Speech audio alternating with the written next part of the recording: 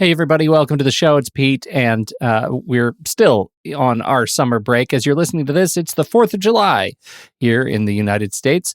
Hope you are all out celebrating and doing all of the things that we do with the fireworks and the barbecues and just fantastic time with friends and family.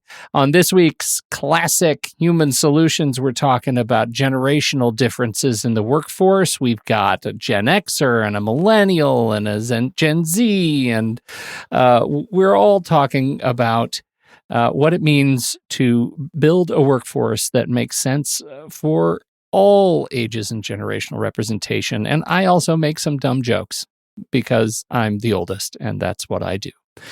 Thanks, everybody, for hanging in this summer. Hope you're having a great break. I know we are. We'll catch you in just another few rounds of classic episodes. We'll be back right here for Human Solutions, and now on with the show. Welcome to Human Solutions, simplifying HR for people who love HR from AIM HR Solutions on True Story FM. I'm Pete Wright, and hey, everybody, Gen Z is in the workplace. Who are they? How are they different from millennials? And why has everyone forgotten Gen X? Dudes, will no one gag me with a spoon anymore? Our own Gen Zers in the spotlight today. We've got Kallee McGraw, our event support specialist, Jen Moff, our VP of training, and Jillian Derby, our senior marketing director. We're going to spill the tea on what makes this generation tick and what your company should be thinking about when it comes to attracting, retaining, and fostering relationships with Gen Z talent. Hi, everybody. Welcome. I feel very, very old in this conversation. You're only as old as you feel you are. Age is just a number. Age is just a number. There you go. I'm young on the inside, except inside my knees. They're also old. So we're talking about Gen Z. Gen Z is in the labor market. Let's start briefly with a generational audit, where you see yourselves and the generation labels that you embody. So, Kallee, starting with you, you are officially our Gen Z. I am, and in Jillian's standards, I'm a geriatric Gen Zer as well. I did not say that.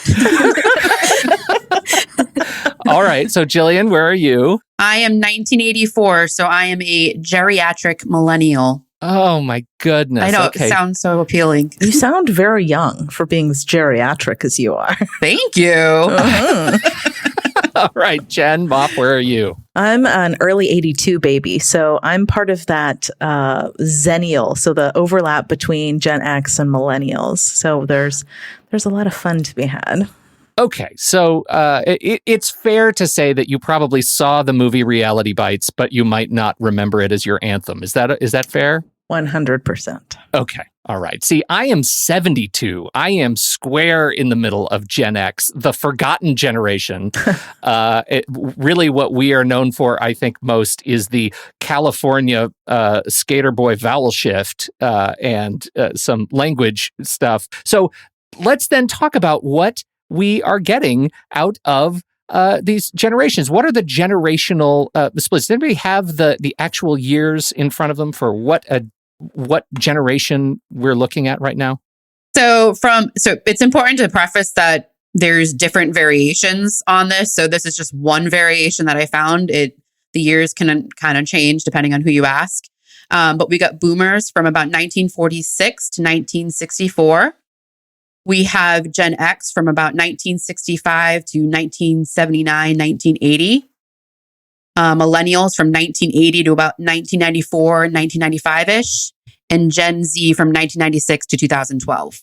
One of the things that I know is that this, the definitions of what makes a generation, those years tend to fluctuate as we get further from it. So it's much easier to define the boomer generation now because it's not really changing that much anymore. But what will be defined as millennial and Gen Z is still a little bit in flux, but we do have a sense of what some of those characteristics are that define the work behaviors on those generations. So millennials and Gen Z, okay, as the oldest one, as the Gen Xer, they seem very fluid to me. I don't know what the differences are between millennials and Gen Z.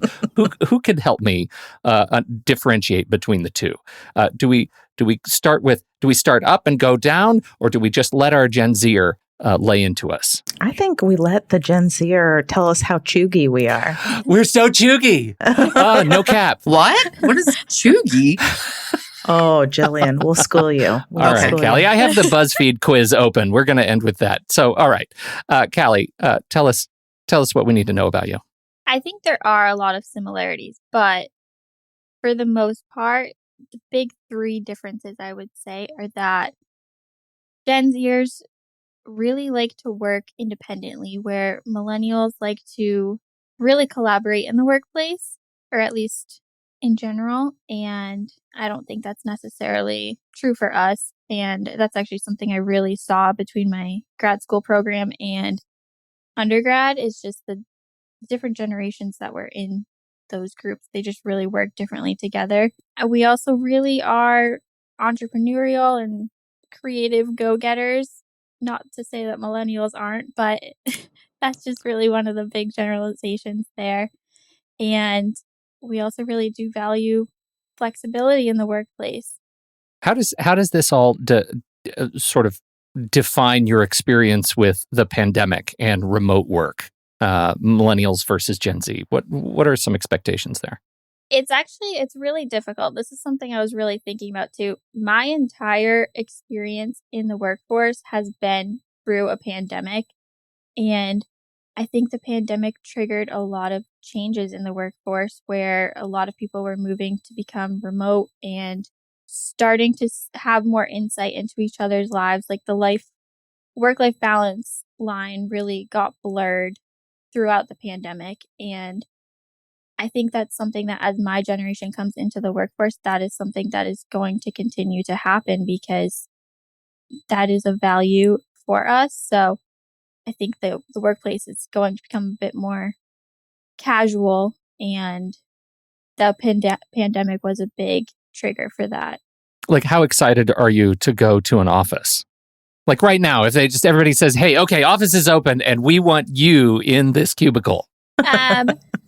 Well, I would say I am really someone that is for remote work. And listen to how diplomatic you are, though. That's really fantastic. Yeah. So genteel and delicate, and how you responded. Loved it. But I think this is really important. So, Jen, to you, I mean, in terms of expectations of what employers need to be ready for and need to be sort of building infrastructure for, that's changing. And it doesn't feel like that there's a whole lot of room in terms of who we have in the staff, in the available staffing pool that we need to build up in our organizations. It doesn't seem like those expectations are going to change. Yeah, I would agree with you. Prior to my working for AIM HR Solutions, I was approached to do some work for a very large company based in Massachusetts. And when I was chatting with the representative about things, one of the things that gave me kind of like I don't think this is a good fit for me, is they were 100% in office, would not do any flexibility on remote work or just hours of, like, there was nothing. It was, you're in the office every day from this time to this time in this blah, blah, blah, blah, blah environment. And, you know, I've also owned my own business for years. And so I'm used to working from home, and I know what you can get done anywhere from a computer, as long as you have the resources. So with so much technology available, how do we, not necessarily sell companies on the idea that remote work is the way to go? But like Kallee said, the pandemic triggered a major change. And a lot of times, in my experience, people don't change until the pain of their circumstances becomes kind of like necessary.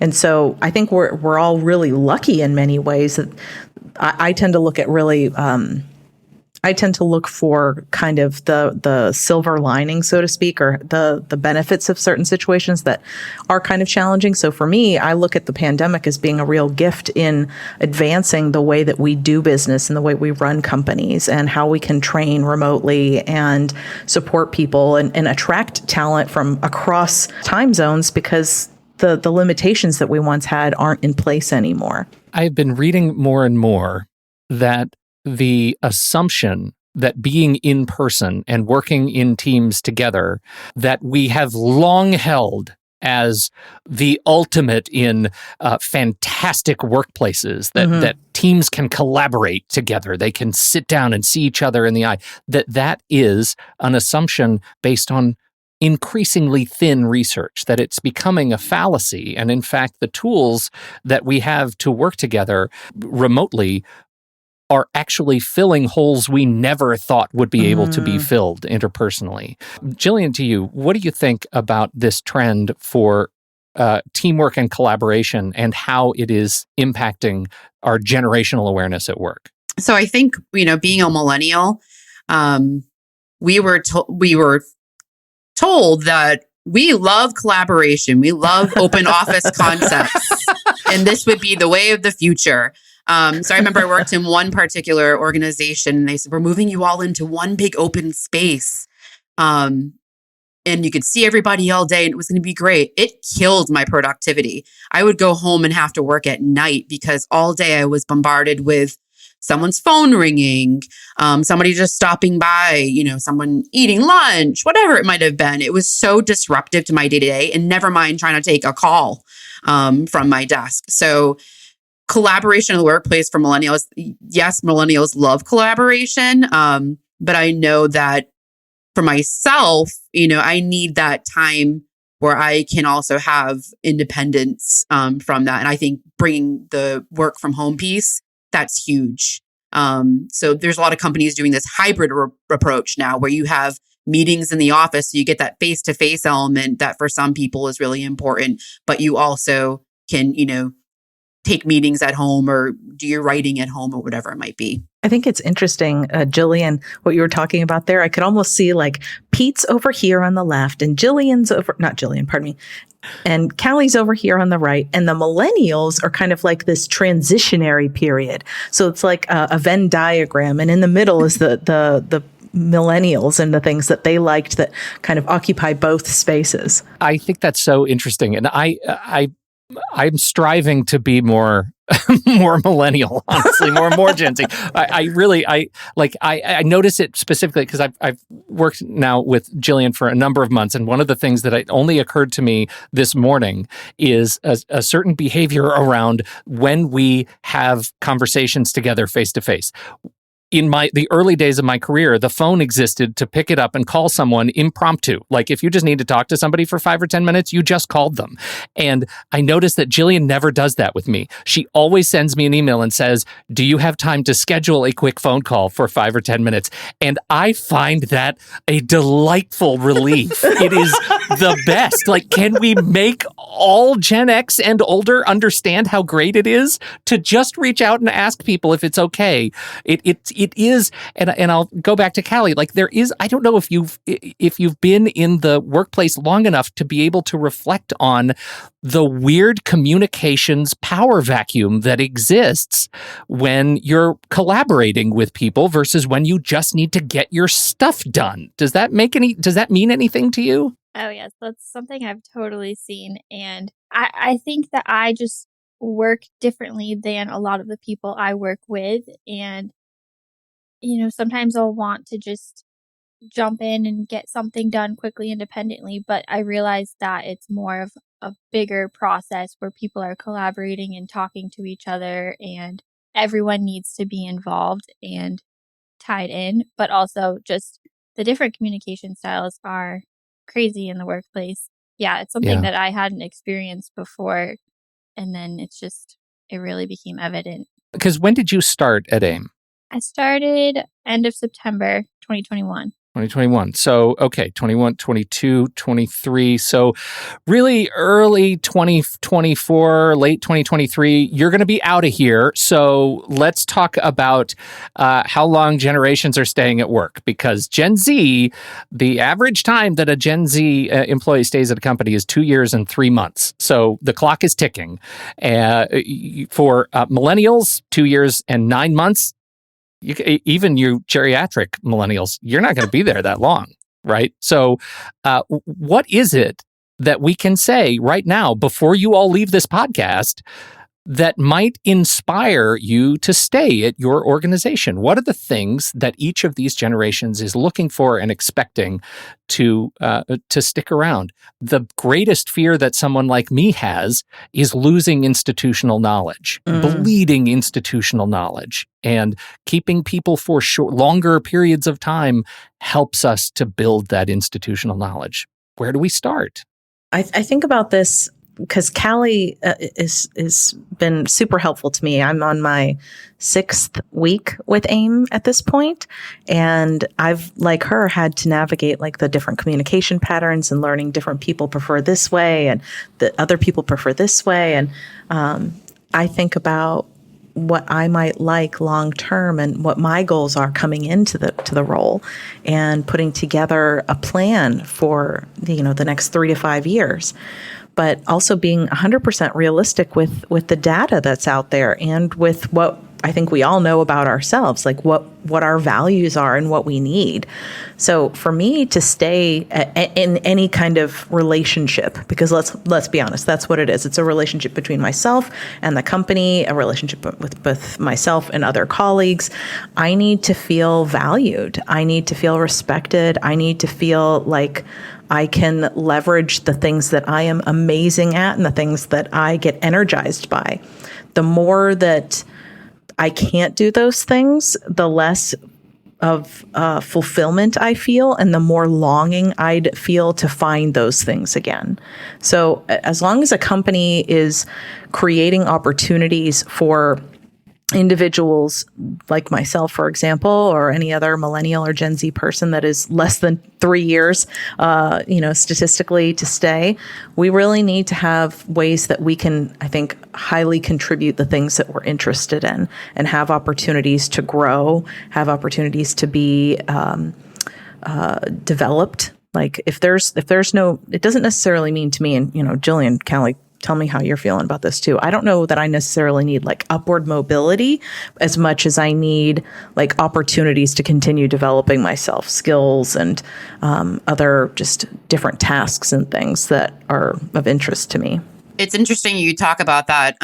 One thing that I've come across with thinking about, how do you stay at a company long term, especially when attracting Gen Z and millennials and things of that nature, was Gen Z doesn't really look at the corporate ladder. They don't seem to care about that as much as they care about learning different things. And I've seen this with Kallee. Like Kallie's doing a little bit of everything for different departments in the organization. But think of it as moving to lateral departments, opportunity that may not be within the same department, but giving them exposure in coaching on different things that they may be interested in, that you may be like, oh, that's outside of their job description. But if you are able to retain the talent internally in some capacity, that's a win as well. Yeah, this is tricky because I feel like Gen Z has a bad rep of just jumping companies and not wanting to stay. That's something that I see and hear a lot. But I think it's really just that we value finances. We value growth and reassurance. So I think those are some major things. And then, getting a new job, that's just an instant way to boost your salary in most cases and an instant way to get that gratification that someone wants you to work for them. So I think if companies can provide that internally, that's something that will keep people. I think that's a really important observation, that you're not looking for new reasons to leave the company the moment you start working there. You're constantly looking for reasons to stay. Yes. There was one concept that I've seen floating around in the HR space called stay interviews. So, when a company, you go to leave, they give you an exit interview. Tell me all the reasons you're leaving because of how terrible we are. But instead, it's managers meeting with their current employees to say, okay, what would it take to make you stay? What could we do differently to have you to retain you? And I think that's a much more productive conversation because you're retaining your talent before they go. I love that you just said that, because one of the questions I ask when I've been interviewed at places is, what brought you here? Like when I'm the interviewee, they called me because I've applied or they've recruited me somewhere. I'll always ask the interviewer, what brought you to the company and what keeps you there? Because I think that is such an important question. I think we can say collectively that this podcast slaps. I mean, it's a real bop. We're really vibing the mood. Callie's looking at you real unhappily, Pete. No, you're the one that's sus, Jen. You're sus. I don't know. Am I doing any of this right? Do I know how to do any of this? You are. You got it. I got to go play some Fortnite right now, you guys. This has been too much. I wanted to do a little quiz, mostly for Jillian, but now I've just used all my terms. I think this is a really interesting conversation, particularly valuable to have representation across the generational spectrum, mostly because my sense is that when we're talking about millennials and Gen Z, we're usually talking about millennials and Gen Z and not to millennials and Gen Z. Correct. There was a guy, Pete, that I saw recently I think it was a TikTok, and he was talking as if he had no idea that millennials were, at the 40-year age range now. This person said, are millennials even in the workforce yet? And I was like, oh my goodness gracious. Yeah, it's a little bit shocking, but to the same point, we're all the star of our own movies. Right. It takes work to get outside of our own heads and change our perspectives. And I think this kind of conversation is particularly valuable in that regard. So to wrap us up, let's just go down the list. And I want to hear a surprising thing from each of you about your generation that you don't think anybody else knows. Something surprising about my generation, that we're not all emo fans. Some of us, I mean, I am, but I know plenty of people who weren't. No, but that we grew up, we're pretty good with technology because we grew up we know both sides, right? Like I remember being at home and picking up the phone and hearing the dial-up sound. Sure. No, that was but a good I also interpretation remember, too. Thank you. But I also know, how to use Facebook. I grew up using that in college. So I think we're different than Gen Z. Gen Z is more of this digital natives. They grew up only knowing this kind of life, where millennials have kind of experienced both. We know what it's like to live in both worlds, and we can adapt to technology pretty easily. What's your favorite communications tool? Probably email or text messaging. Okay. Jen. Oh, this is such a good question. I'm glad you didn't call on me first. It took me a second. I think the fallacy is that millennials are inherently selfish and narcissistic. That's what kind of comes to mind to me. I think there's an opportunity that maybe previous people born in different times maybe didn't prioritize themselves and did a lot of self-sacrificing, self-neglect in the name of X, Y, or Z. And I think that millennials, we're the byproduct of boomers and Gen X. And with each, year, more and more people start taking care of themselves. And maybe that looks like selfishness to others, but it just looks like being the best version of you that you can be so that you can be the best for whatever you're involved in. And what's your favorite communications tool? I really like a free app called Signal. It's highly encrypted. It's very similar to WhatsApp in that it's free and you can leverage it with people that have phone numbers outside of each country that you're in. And you have the opportunity to send audio messages, which I like. And you can react to things in the same way that you would like in Slack or something like that too. So that's my favorite. Excellent. All right, Kallee, it's all you. Well, I would say that something that I've really been hearing a lot is that Gen Z just doesn't care and we're selfish and just don't show up, particularly for work and school. But I don't think that's a fair assumption. I think it's just that mainly for work, we just value other things outside of work. And we may work hard and might not work in this 9 to 5. I mean, I do, but just things may look a little different for Gen Z, but it doesn't mean that they don't care. It's just they might work more efficiently or might have other values. I can't believe I'm finally old enough to say this, but I'm old enough to remember my boomer parents saying exactly the same stuff about me as a Gen Xer. I don't know if that's a good thing, but, in the spirit of history will teach us something. That's maybe something you have to look forward to in 25 years. What is your favorite communication tool? Snapchat. There we go. There we go. That's the big one. That's the big lesson for all of us. Thank you all very much. This has been such a fun conversation. I sure appreciate all of you and your time and wisdom. Jen Moff, Jillian Derby, and Kallee McGraw. You're great. Thank you. On behalf of all of these wonderful people, I'm Pete Wright, and we'll catch you next week right back here on Human Solutions, simplifying HR for people who love HR.